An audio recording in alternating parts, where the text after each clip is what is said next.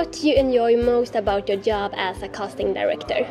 I think it's a thing of being able to bring people together and putting together a sort of jigsaw puzzle of talent, trying to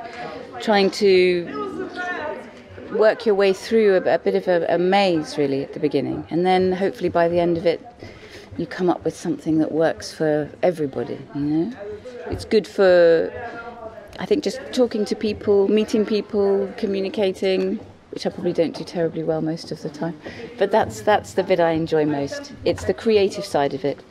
When it comes to doing deals and things like that, I could certainly do without it. Meeting actors and putting them together with directors is what it's really, you know, the joy of it. And how do you create your shortlist? We actually do a lot of the casting process is done through seeing actors in the theatre, certainly in the UK, going to drama schools.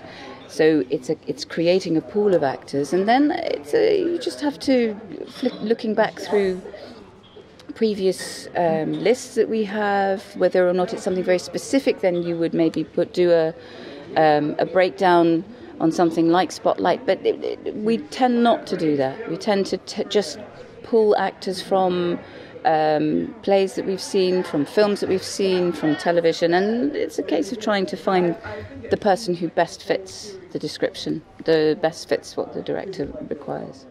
Can you give us a few short tips on how to best prepare for an audition as an actor? Learn your lines. The most important thing. If you're sent a text, the more you can learn it, the more you can familiarise yourself with those words, the more confident you will be in the audition. In a way, we don't need the most perfect performance. If you stumble on the words a little, that's not a problem. But I think just to try and be in that character as much as possible. And if you have the words in your head and you're not having to constantly refer to them on the page, then it's certainly a big help. What is the most common mistake that actors do during an audition? I can't think that there's a common mistake. I think that my job as a casting director is to try and make the actor feel as relaxed and as at ease as possible in order to get the best performance out of them. So I don't think it would necessarily be a mistake, but very often actors will arrive and they are obviously nervous. So if there's any way, people have their own little methods, you know, just trying to contain those nerves. We're there to help. We want them, you know, we want the actor to do well. We don't want the actor to come in and do a bad audition. So we're there to try and help, and that's an important thing for them to remember, I think. You know, we're on their side. So.